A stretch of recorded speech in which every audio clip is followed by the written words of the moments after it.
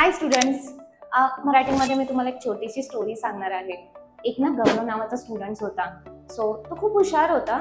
त्याच्या वडिलांनी डिसाईड केलं की त्याला एक स्मार्टफोन देऊया, जेणेकरून तो मोबाईल थ्रू म्हणजे स्मार्टफोन यूज करून थोडंसं त्याचं नॉलेज वाढवू शकेल, अभ्यासामध्ये त्याला हेल्प होईल.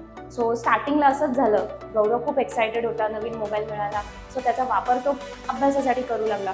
बट हळूहळू काय झालं, त्या मोबाईलचा वापर व्हिडिओ बघणं, गेम खेळणं, इवन सोशल मीडियावरती.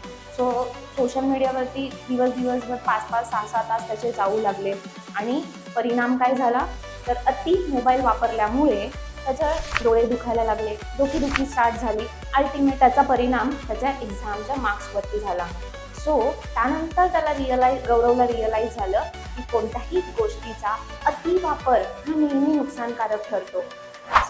या स्टोरीमधून तुम्ही काय शिकलात, तर मराठीची एक म्हण आहे, ज्याला आपण प्रोवर्ब्स बोलतो, अति तेथे माती. म्हणजेच काय, त्याचा सिंपल अर्थ आहे, कोणत्याही गोष्टीचा अतिरेक झाला तर नुकसानच भोगावं लागतं. थँक्यू.